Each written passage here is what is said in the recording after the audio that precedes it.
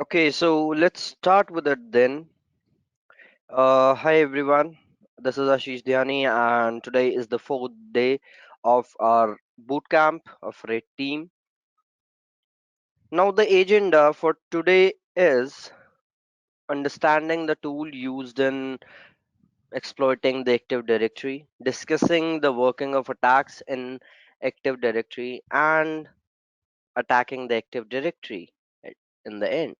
Right, so yesterday we discussed about the basics of Active Directory, that what is Active Directory, how it works, the protocol that are used in Active Directory, and uh, many things like trees, forest, domains, and domain controller, and lots of things. Right, now the thing is, guys, the attack that we will be doing will be on our machine. Like I have an Active Directory, I have these Windows machines as the users inside my Active Directory. Those are connected to my Active Directory, right? So let's see the Active Directory first. I have a domain with the name Marvel, right? So let me enter the password and we are in, right? So this is my Active Directory, right? Like this Windows server. And uh, if I go here and open the server manager,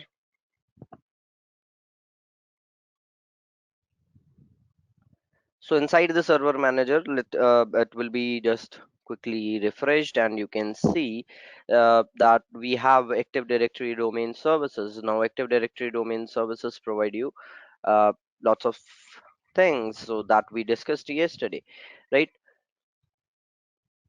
Now let's look at the users. What users do we have inside it?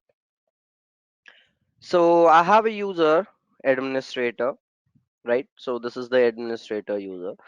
Again, next user I have is Frank Castle, right? A random name I have pegged. So the other name is Frank Castle. Next user is Peter Parker, and Peter Parker is the one who is in the machine Windows 10.2. So I have some other machine of Peter Parker. So the name of the machine is Spider-Man, and the user inside that machine is Peter Parker, and this Peter Parker is the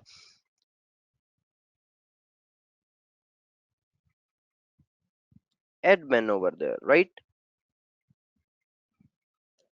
So this is the machine of Peter Parker, right?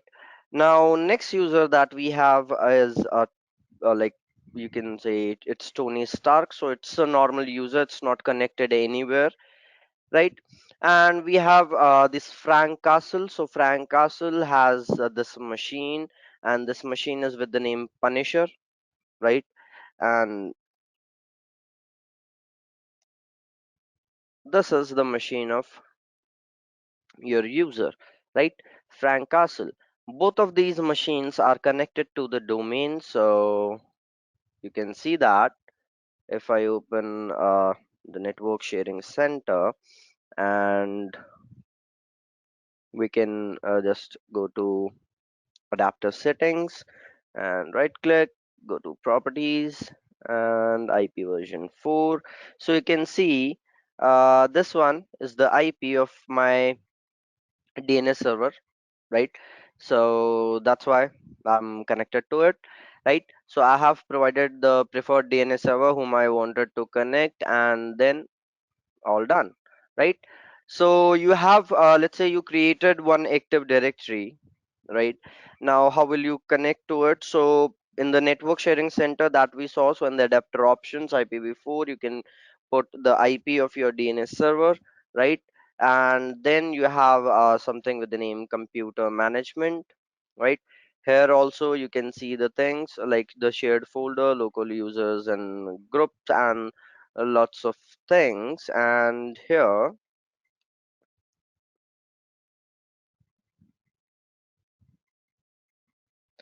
we have something access work or school. If you will open this thing, so you can just click on connect, right? And it will open a page for you that where you want to connect. I'm recently connected to an active directory, but if you are not, so you can just directly click on connect and you will be able to connect to your domain. You just have to enter the name of your domain, and then you are properly connected to your domain. So your machine is connected to domain, same with this other machine. And what else I have done is, we have like shared things, and between like the users inside active directory, they used to share information within themselves, right? So they used to share information, and they used to like have should have one folder or shared folder which we call, right? So for that, what I have done is I have just provided this thing. So inside local disk C, I have this shared folder. So this folder with the name share, I have that, right? In both of the machines, I have provided this thing, as you can check, right? And also one more thing that you have to do is, when you will click on network, so I can see this is Hydra DC. So Hydra DC is the name of my Windows Server machine, and you have to make sure that your network, when you will click on network, so it is showing you the name of your Windows Server, right? So these are all the things inside my Active Directory, right? Now let's first discuss about the attack, then we will move on to the attack, right? Now, the thing is, the first attack that we have is with the name LLMNR poisoning. LLMNR stands for Link Local Multicast Name Resolution. So, what it does, DNS, we basically use DNS because we cannot remember all the IP addresses for every website that is out there, right? So we don't have that much of capability, basically we can say that.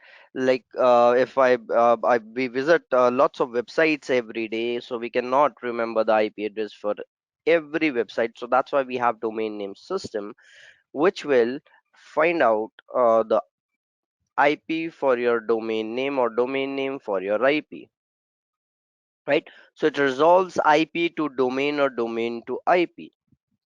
If we have, let's say, any website, let's say google.com, I can find out the IP for that, right? So I will write google.com, the page of google.com will be open.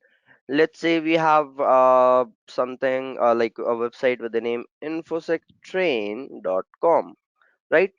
So if I show you something, everyone knows the ping command, right? So if I write ping infosectrain.com, I'm getting a reply from that, right? That's good. Now in the first line, you can see IP address for that as well, right? So can you guys those of you who are attending the session on your laptops, can you again ping infosec train for me? And if you are able to ping that, just grab the IP address, put that IP address in your browser and see if it opens for you or not.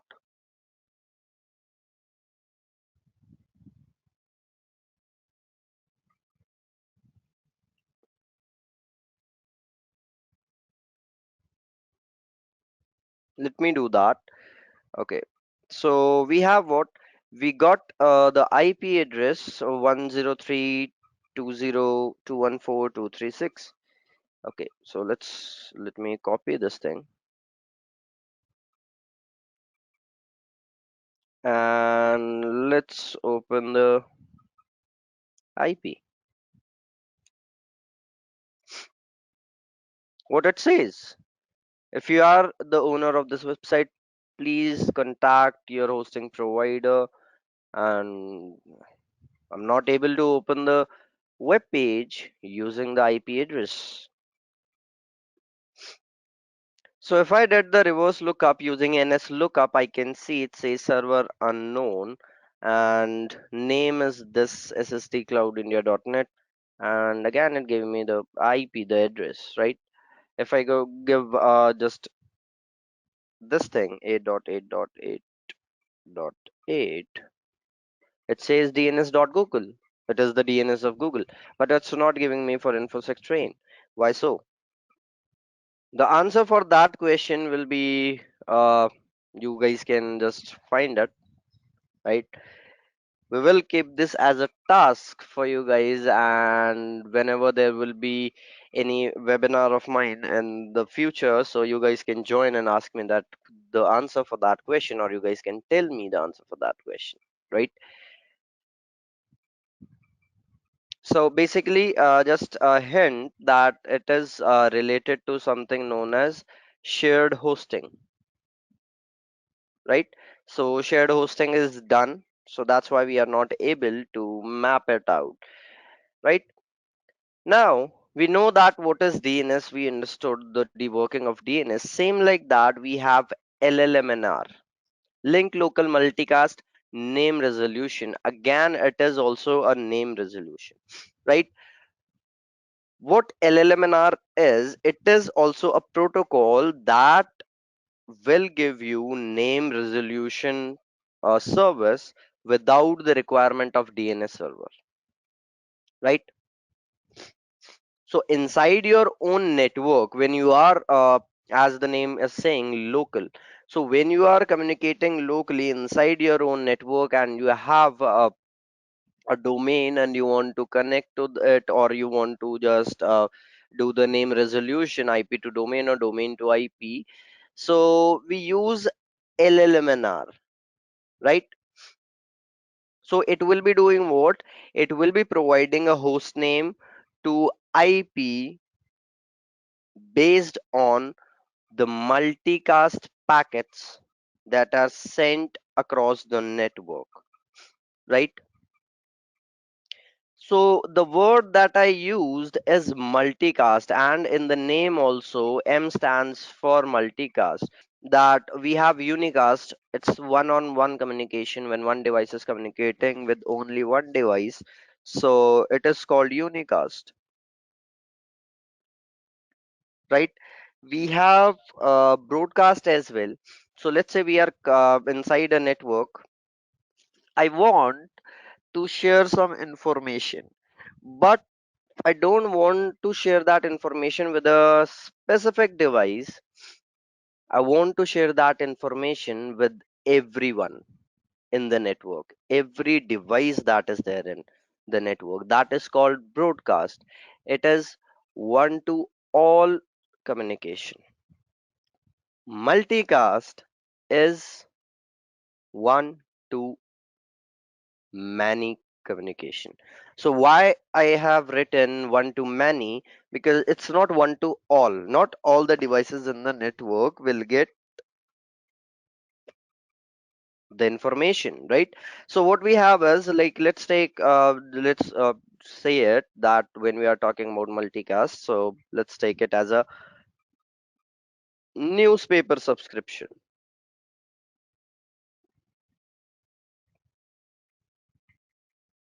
right? So in newspaper, what happens if you are subscribed to the newspaper vendor? You will get the newspaper every morning at your home, right? But if you are not subscribed to that person, he or she will not give you any newspaper, right? You will not get the newspaper basically, right? So that is your multicast, right? You guys are living in the same network, let's say. So you and your neighbors are there, so you are subscribed to the newspaper vendor. Newspaper vendor is giving visiting your society every day, and now he's giving newspapers to you and some more peoples, but not everyone. That is multicast, right? Because those who are subscribed, they will get the information or they will get the newspaper, and those who are not, they will not get, right? So that is multicast, right? So there is a multicast group in whenever multicast is happening, and you will get the information if you are if you are a member of that multicast group. Anycast means, let's say we have some devices, right? This is my server and this is again my next device. This is also a device, and these are the three devices, right? So my server will share the information, like let's say my server wants to share information with this PC3, right? So my server will not directly share the information with PC3. It will share the information with the PC nearest to him, right? So it will share the information with PC1. PC1 will share the information with PC2, and PC2 will then share that with PC3, right? So that's how Anycast works. Now that's called like your LLMNR, which is used for the name resolution, basically when someone is multicasting. And why they are multicasting? Because they are asking for the address across the network, that have anyone seen this address anywhere, right? So what it does, it uses port number UDP port 5355 to share and receive the data, to send and receive the multicast things, right? Multicast data, right? And it supports all the like both of the IP addresses, like IPv6 and IPv4 as well, right? And it is the successor of NBTNS, basically. It stands for NetBIOS Name Service, right?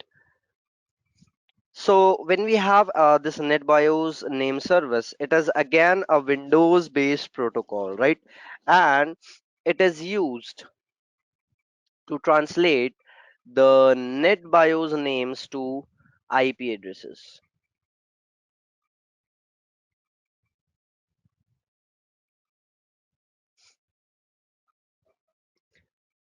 right? And it is also done on a local network only, so you cannot use these things outside the network, and you cannot just find out any IP address out of that network which you are sitting into, right? Now the thing is, like it uses port number 137, right? So it uses that, and it was used before LLMNR, but still we are using it. So if LLMNR fails, or if due to some reasons LLMNR is not working, guys, then you will use this thing, right? We also have something with the name MDNS. So MDNS stands for multicast DNS. Yeah, it will not ask questions from your name server. Rather than that, it will multicast the queries to all the clients in the network directly, right? So in multicast, what we do, message is directly sent to the group of peoples, right? So when a connection between a sender and a user, or the recipient we can call him, so when a connection between user and the recipient, or sender and the recipient is made, so all participants are told that about the connection between the name and the IP address, and they can make the entries related to that connection in their MDNS cache, right? So that's how your MDNS works, right? So these are the things that we use. Now if we are using, like, basically first thing that we use in Active Directory is LLMNR, right? We have given this thing to the priority to LLMNR, right? So what LLMNR, how we can attack LLMNR? First thing, we will use a tool, and the name of the tool is Responder. So Responder was developed by Spider Labs, right? But now it is taken care by the Laurent Geffen, right? So it is a tool that works on Python, right? And built over Python. And in Kali Linux, it arrives as pre-built, right? So you can find out that in the Kali Linux as well, and in Windows also you can use it by downloading it and installing it. If you are using any other Linux distribution, so you can directly install it by just writing apt install responder.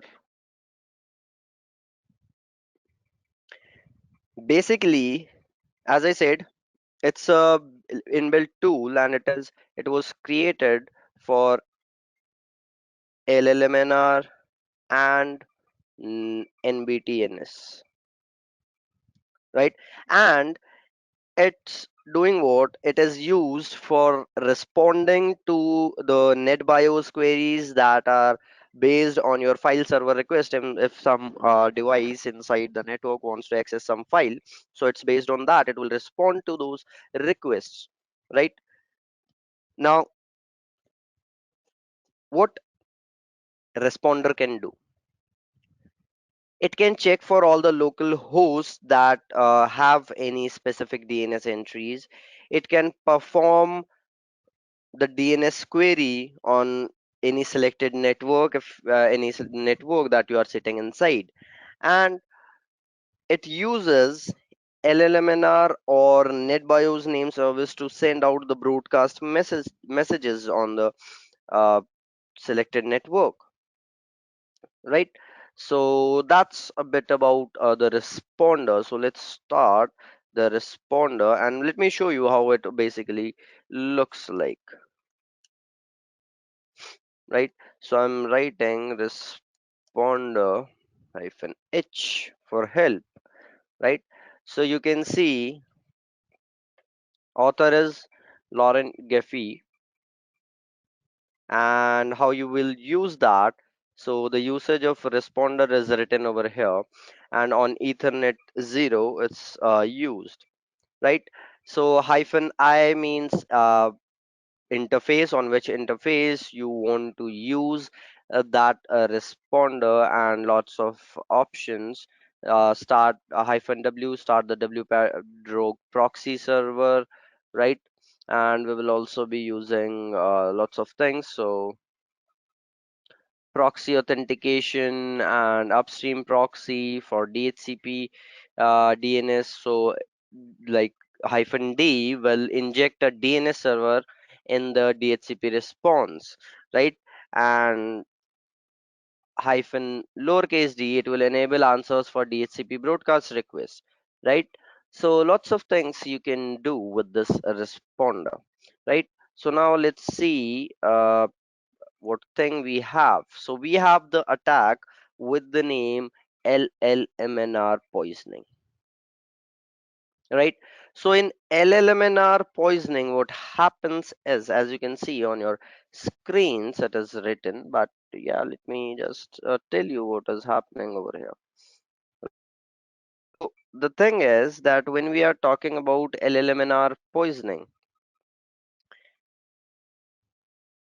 what happens is there is a victim. Now this victim, on step one, you can see right? What is it's doing? It's saying like the user victim sends the incorrect SMB share address, right? Yeah. Now that is incorrect address. Like that's why we have created the shared folder inside the devices, right? Now what happens? The DNS server responds with like it's the with the name snare 01. So DNS server replies back that snare 1 is not found, right?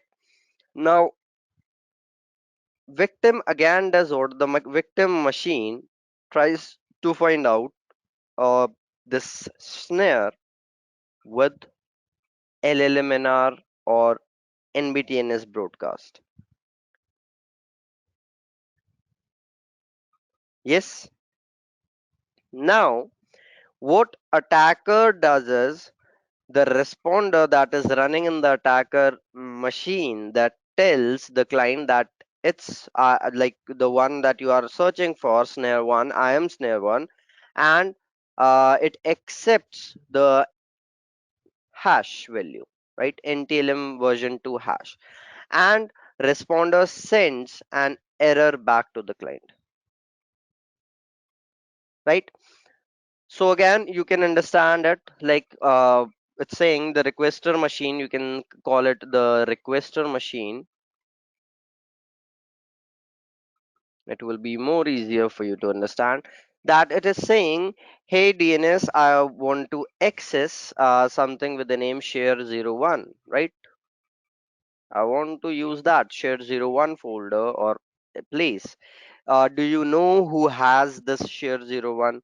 So DNS will reply back, no, I don't know who has it, right? So now in step 3, victim machine or requester machine will again send a multicast request.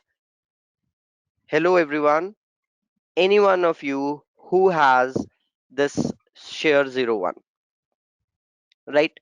Now it will be sent to all the devices in the network, and attacker is also connected to the network. So attacker will reply back, yes I do, send me your credentials and I will authenticate you, right?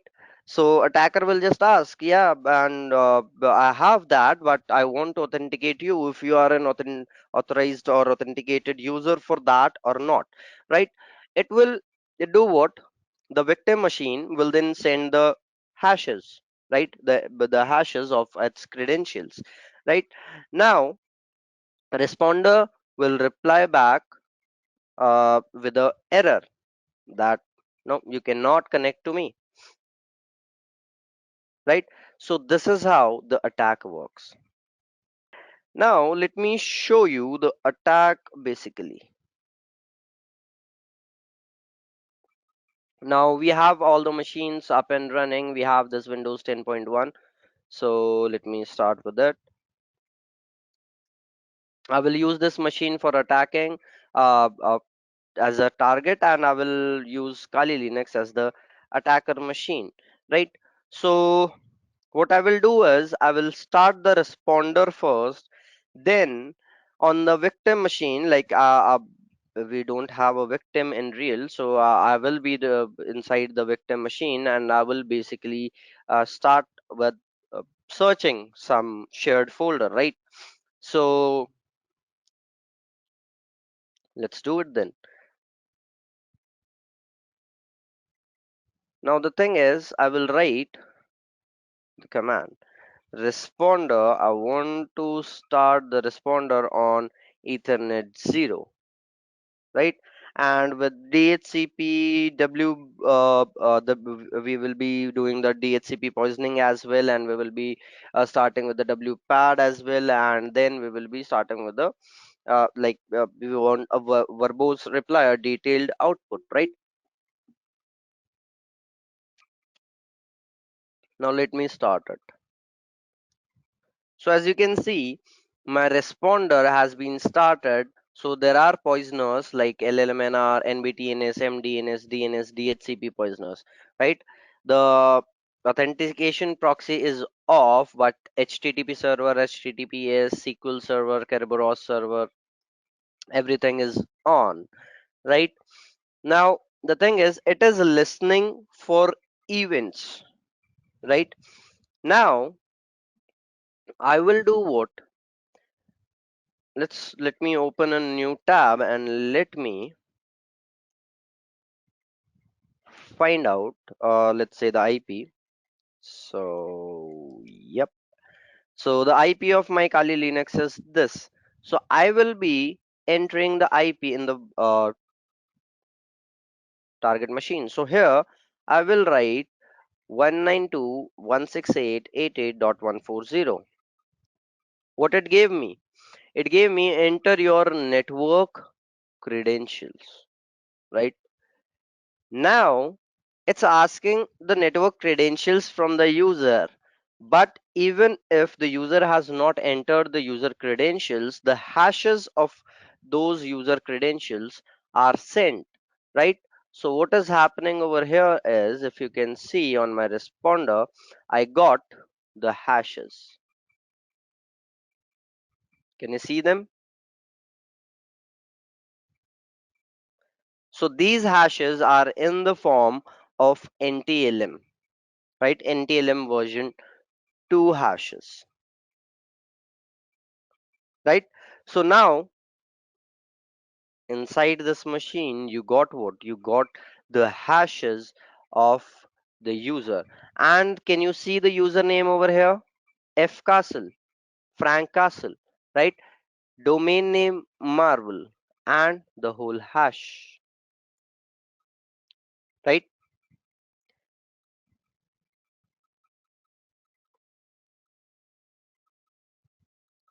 Now what you can do is, you have something with the name, you can crack this hash, right? So we have hashcat, and you can download hashcat from here. So we have to download the binaries, and then when you will download it, you have to install it, right? So what I'm doing is, if you see hashcat, right, and like if you write hyphen h, so in hyphen h you can see all the options or all the things that, and uh, in the command I will write something like this, right? Hashcat space hyphen m and 5600, right? So 56 hyphen m 56, this is 5600, right? Which is specifying the type of hash that we have, right? So all these are the types of hash. So we are specifying that yes, we have this thing, right? So what you have to do is, guys, we have like, let me stop the responder. It's running very fast, right? So what you have to do is, you have to copy this whole thing, right? You have to put that in a file, right? So let me create a new file. Let's say LLMNR dot txt. Yeah, and I have pasted this hash, right? After pasting this hash, let me save it, and we have a file with the name LLMNR hash over here, LLMNR.txt, and we have something with the name rocku.txt. So let me copy the path and cd.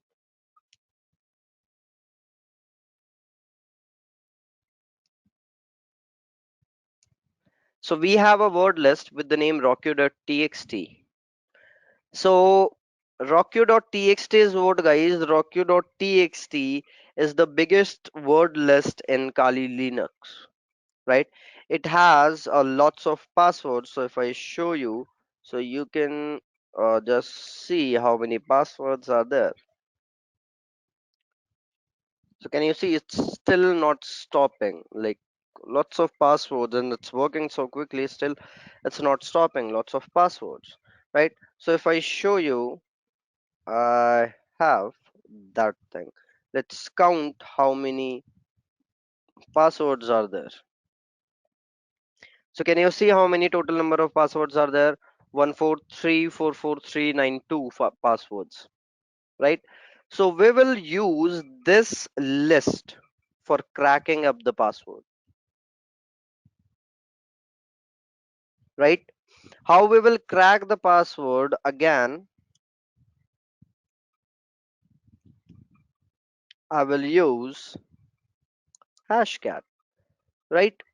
Now hashcat will not always work inside your VMware, right? I'm telling you that thing before starting because I know it will not work for me, right? So because of new versions of Kali Linux and new changes in the system, so that's why it will not work. So basically, what I will do is I will have to download that hashcat inside my Windows, right?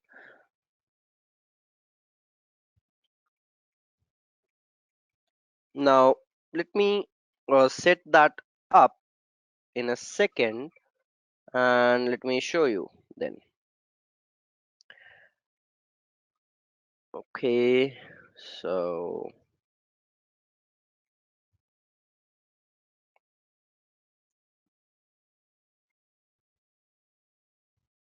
we have this thing. Yep. Okay.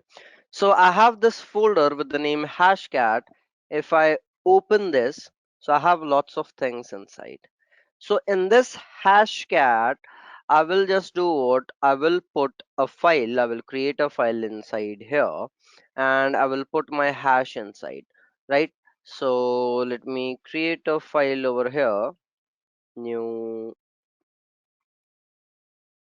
text document, and let's name it LLMNR hash, right? I have created this and let me paste those things, right?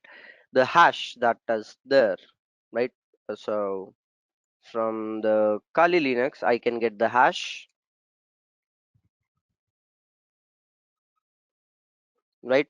So nano llmnr.txt and this whole hash I have to copy.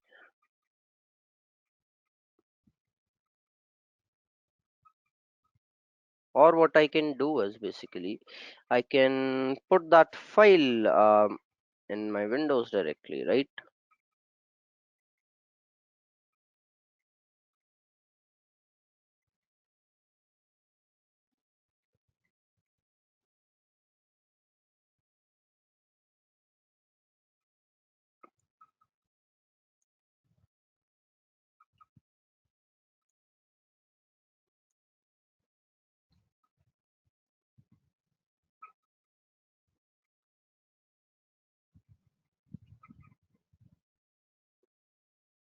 So I can just put it over here, right? With the name LLMNR, right? So I have kept it over here. Now I will start the hashcat, right? So I will open my command prompt.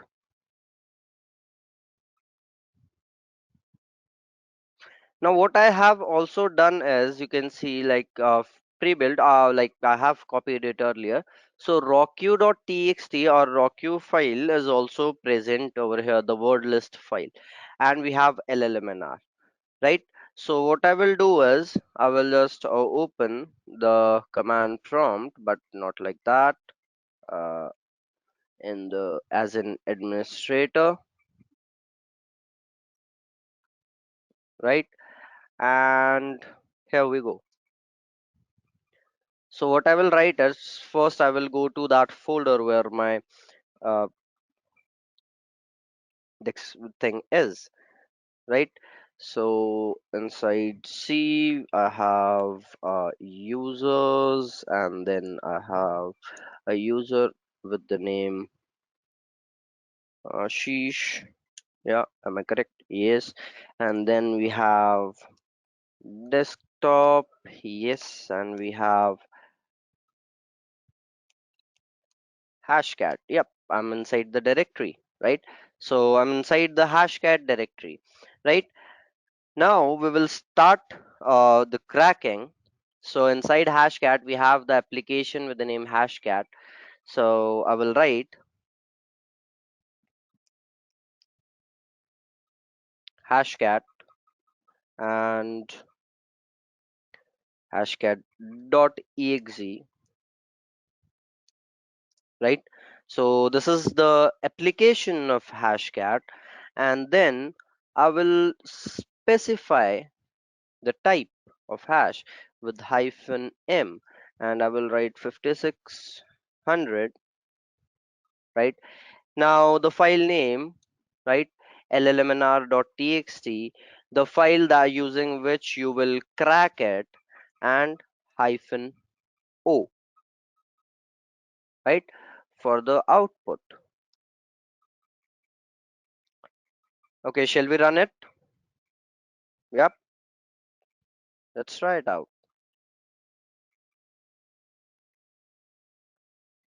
Okay, so it's giving me an error, right? So let's see why that error is there.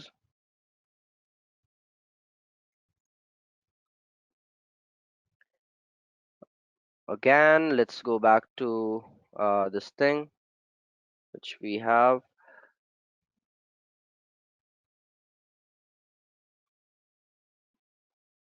Okay, so we will try out with the other hash. Like it gave me two hashes, so we'll try it out with the other hash. And I'm naming it. Let me name it. Just a second. Okay, now I have created this file hash2, and now we will try it with the hash2, right? So I will use the command, but I will be changing the name with m, right? So it's starting, and it's saying password length supported. Okay,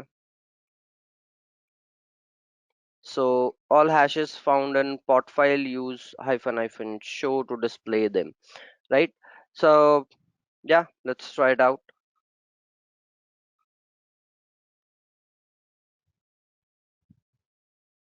with the other file that we have, and quickly I will do this thing and run this thing, and I will go to my Windows,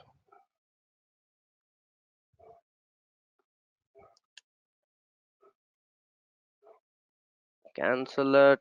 Let's start the responder first, and then to Windows I will write the IP 192.168.88.140. Great, I got the hashes, and now let me save this hash.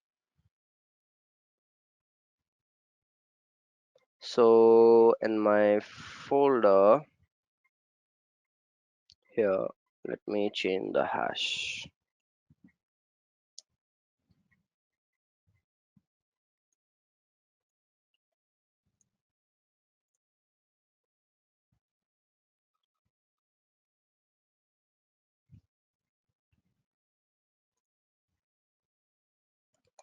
Hash2 dot txt, and then rocu.txt hyphen o.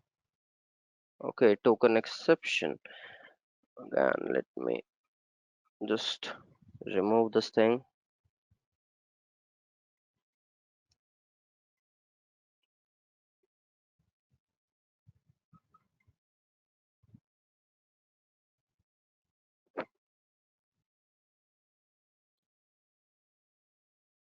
It will work even if I like don't save it in ANSI format.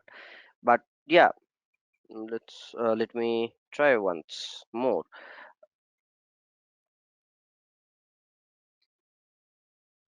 So let me just change the settings of this particular thing.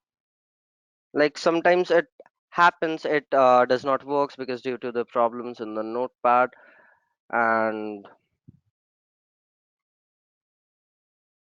also and sometimes in hashcat there are problems like versions mismatch and all. So that can be the issue as well, right? So let me restart this thing.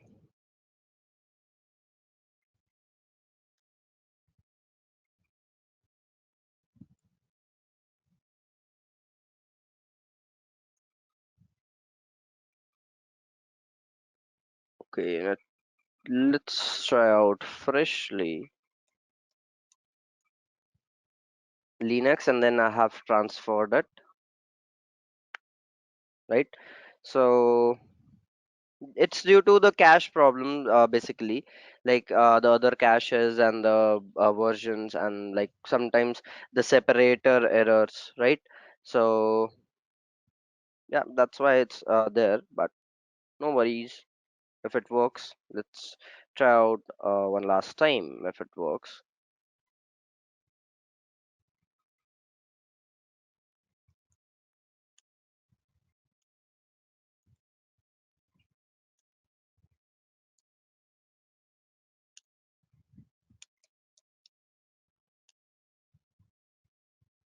And hashcat dot exe we will run, and then we have hyphen m as 5600, and hash 2 we have rockq.txt we have hyphen. Oh, again it's saying token exception. I think it's again problem with the spaces, I guess, if there are any spaces.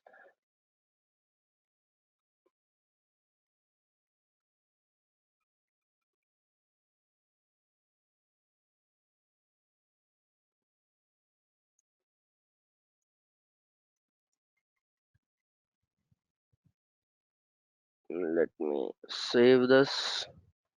Now let's try it out again. Okay, token exception. No hash is loaded. Okay, so I think it's not able to crack that hash or something like that. Uh, Let me show you some.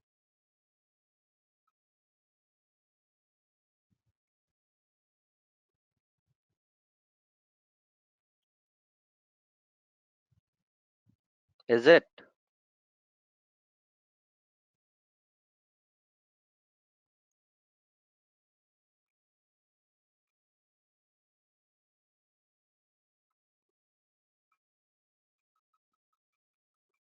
Okay, great. So yeah, there can be some reason like due to some problems it is not able to crack it, but yeah, it will do the work. But yeah, that's how you capture the hashes and save the hashes basically, right? So sometimes it does not works, so no problem in that, right? You can if you guys like understood the attack, you guys can try it out by on your own, and yeah, it will work if you try it sometimes, right? So yeah, it worked for me now, and as you can see over here, like that's what I said, that after 2 3 4 tries, yeah, it will work. So as you can see now, I have not done any changes, but yeah, it worked. So as you can see, this was the hash, and it took the hash now, and it cracked the password as password 1. right? So hash is cracked, hash mode is 56 we were talking about, and hash is loaded, right? So that's how you crack the hash. But again, as happened with me, it will happen with you as well, and every time it happens that you have to try out many times and restart this thing, because due to cache problems as well,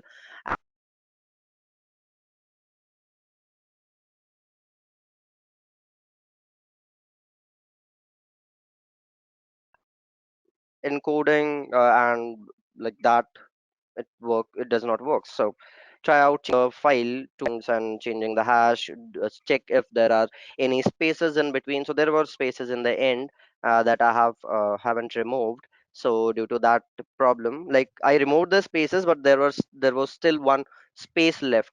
So I made sure there are no spaces, so that's why it was giving us errors. So yeah, it cracked the hash and I got the hash as password one, right?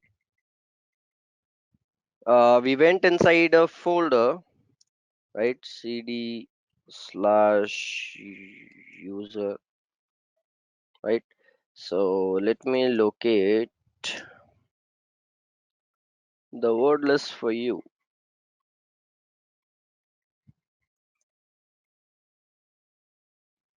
and done. If I do ls, so I can see like we have rockU.txt, right? For Durbuster we have like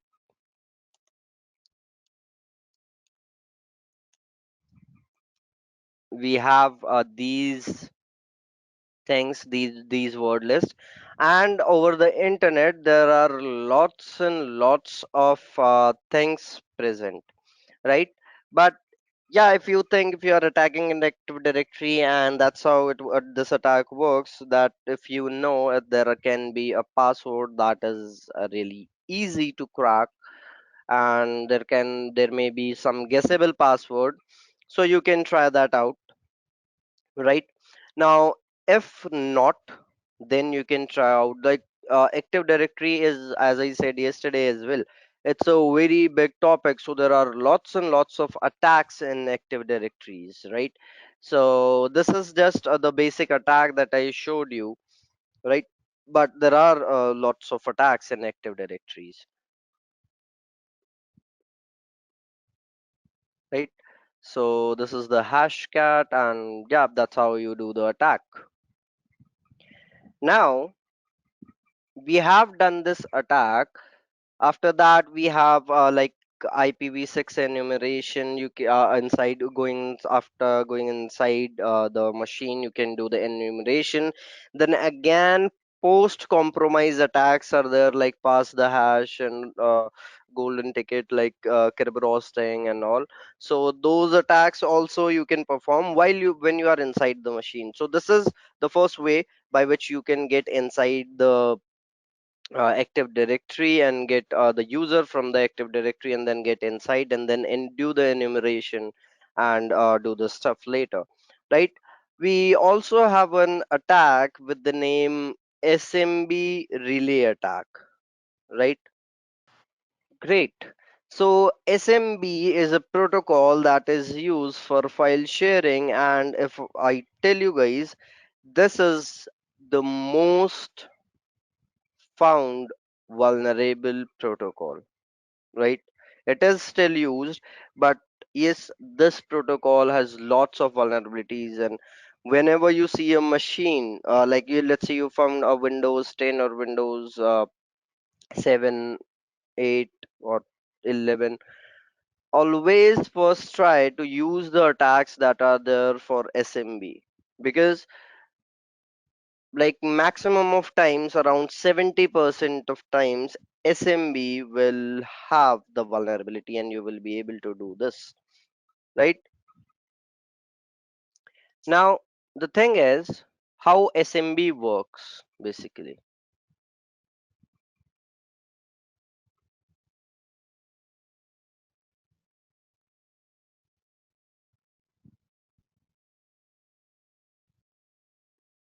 So this is how it works, right? And in the pictures, if you can see, the machine is saying that, can I have the access, can I access the thing?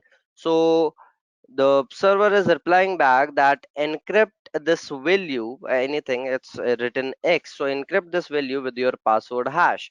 And now what the machine has done, the machine has said that here you go, right? I have encrypted the thing that you have sent with my password hash. So it says, I believe you, come on in, you can now access the things, right? So that's how your SMB works. Now in active directories, basically guys, how we can attack, how an attacker attacks the SMB, right? So what's happening now, we know the working of the thing. So it says, this is admin, I'd like to log in, so attacker is sitting in between and attacker is doing man in the middle. Attacker is saying that I would like to log in to you. So it says, the attacker forwards that request to the target that I'm admin, I'd like to log in. So the target does what? Target again sends encrypt this X with your hash. Right? Attacker again forwards that request to the inventory server or the server who's trying to access the target. Right? So it says, the inventory server says, here is the encrypted challenge, that the challenge you have sent, I have encrypted it with my hash, password hash, now you can take it. So again attacker forwarded it to the target. Now attack target sends access granted and attacker sends the server access denied,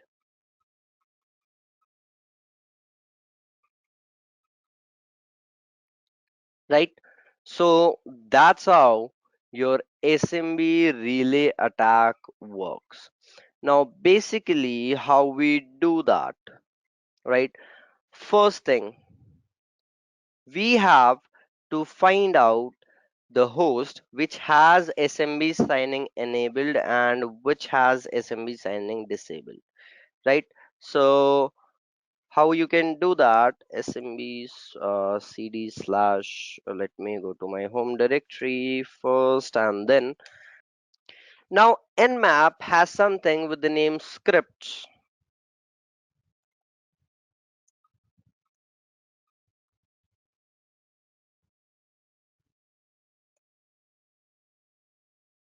What are those scripts? So what are these scripts? So these scripts, guys, these scripts are the scripts that will run in our target machine and it will find out lots of things for us, right? So it will just run the scripts and find out the vulnerabilities for you, or you can just use these for enumeration as well, right?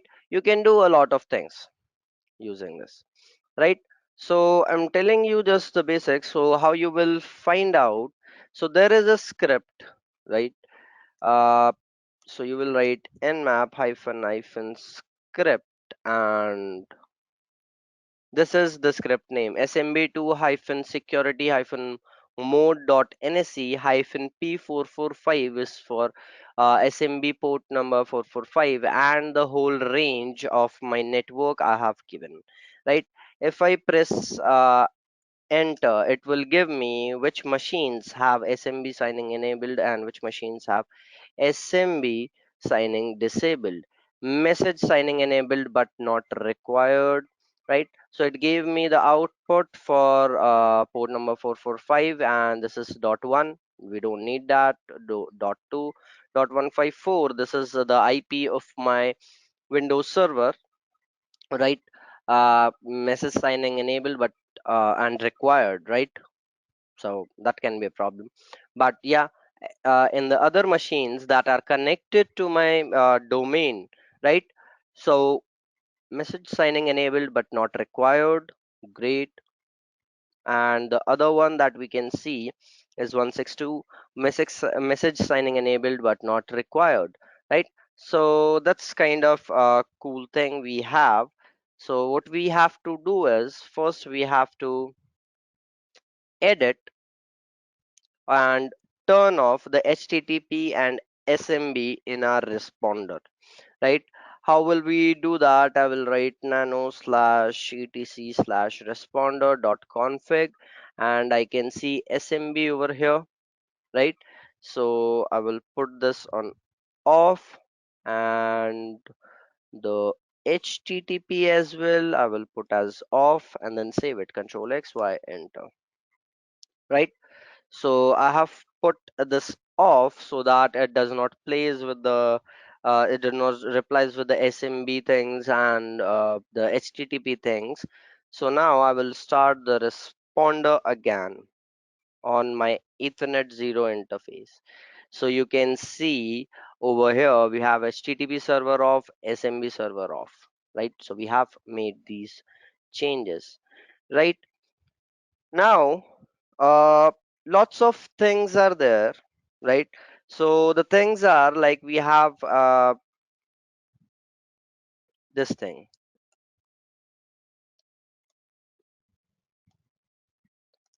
We have something with the name IM packet, right?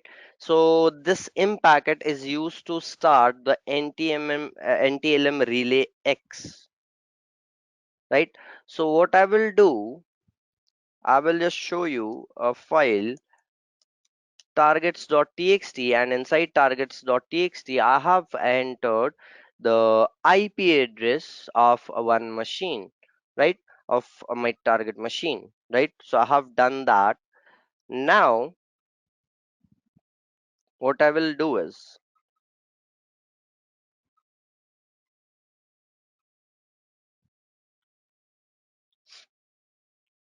I will start the NTLM, right? So ntlm.py is the file, and targets.txt smb2 support and hyphen I, right? So I have started this NTLM relays code or program, right? And if I go here, so in this,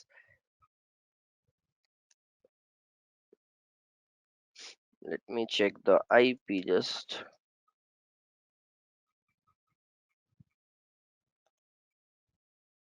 Correct, this is 162. So what I will do is I will go here and I will write the IP of my Kali Linux machine, right? When I go back to my Kali Linux, you can see SMB threaded connection from Peter Parker controlled attacking target like this,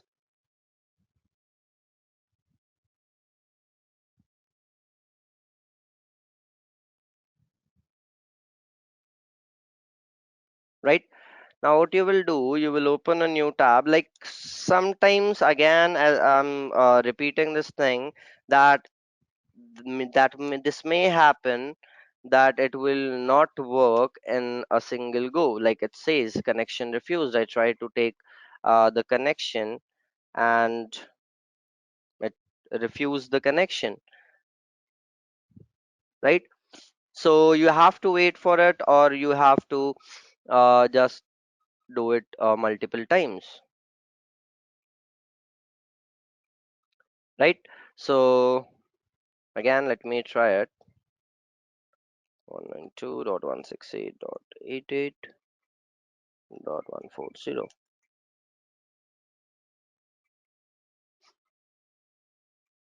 So in the Kali Linux, I'm getting the thing authenticating against Peter Parker field, and yeah, we wanted that. And here also the poisoned answer is being sent, right? So we'll wait for it to give an error, right?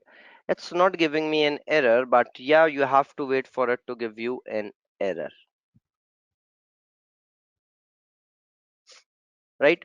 So it will give you an error which will be saying Windows cannot find that particular thing, right? So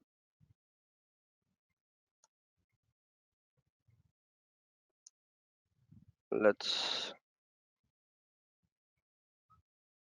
try this one out.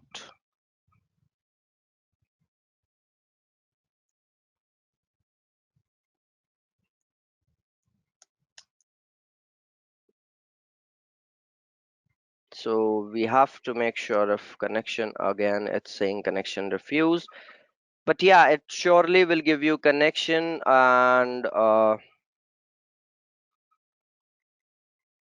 let's do this thing.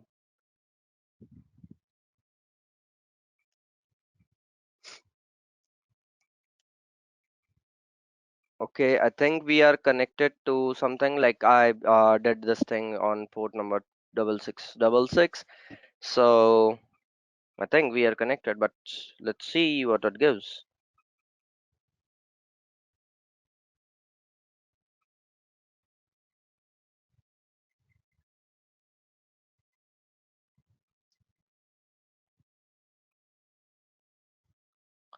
Right?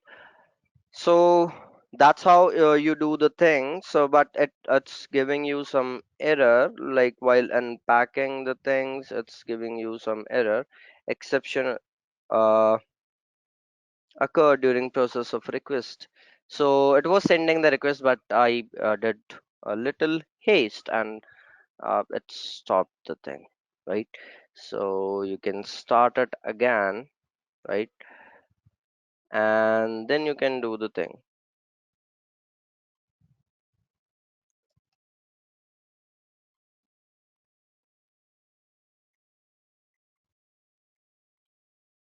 Right?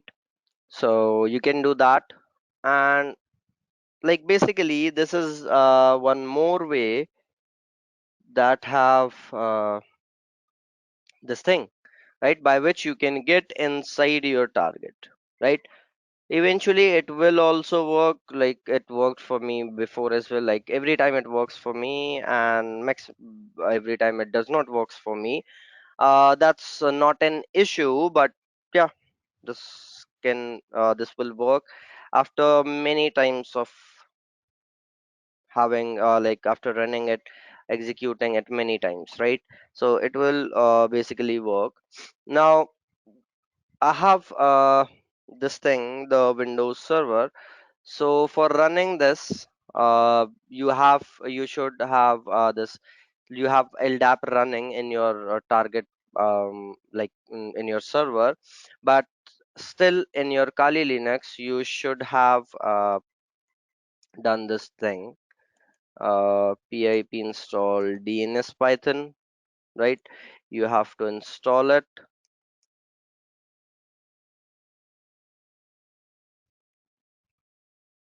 It's like for me it's installed, but yeah, for you guys when you will be doing this practical,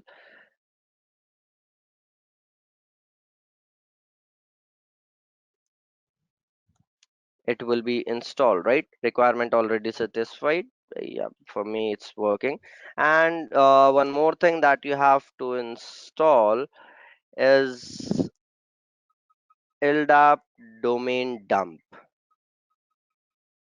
right? So this is also a thing that you will need. And then you will install the im packet, and then you inside im packet, you inside the im packet folder, there is a setup of Python, right? The setup.py, you will again run that, and then you will be able to use NTLM relay X, right? So you will be able to do that after this,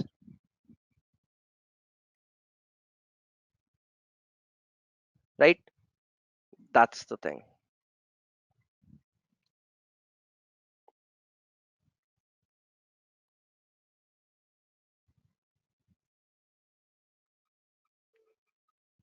So it says Windows cannot access and not diagnose. We don't want to diagnose, right?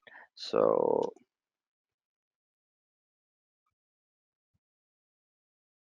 We don't want diagnosis.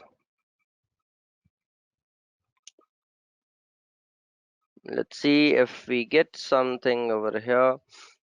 Connection tool, there are no more targets left, and here also poisoned answer is sent, right? So yeah, you are pretty much connected to it, and you can try out the NC and on port number 11000, and yeah, now you are connected to the target machine. You can try out help, and you can run the command help. Like as I said, it will work sometimes, it will not work sometimes. So that's the thing. So list available shares and all the things. So if you will write the command shares, you can see the things that are shared over here, right? The C, and we have a share folder, so we can just try that out and do ls. So there is nothing inside the shared folder, but yeah, we are able to get, and we are able to connect to the target machine, right? So that's how you will perform the attack, smb relay attack, which will be basically relaying your request from the user, and like it's kind of man in the middle attack. So your Kali Linux machine is sitting in between, and then it will just forward the request to each other, and then when there is the time to log in, so now Kali Linux is logging in rather than the other one, right? So that is what is your smb relay attack, right? Clear, everyone? So at last we were able to having some errors as well. We were able to perform the attacks, and successfully the attacks were done. So that's how we do the thing, right?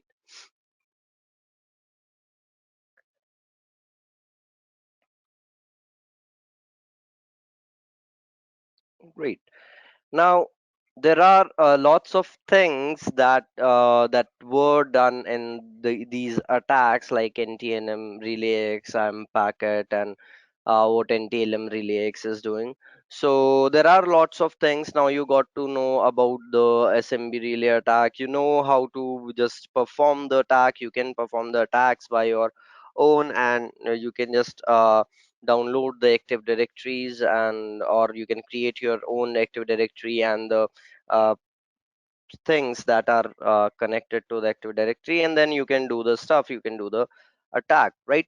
So same like these, there are lots and lots of attacks in active directories, and the post enumeration things, and the post compromise attacks. So lots of things are there, right? So these were some basic attacks that we performed, and again lots of things are there after that as well, right? So this was the agenda for the webinar, right? And today is the last day, so now we are concluding this session.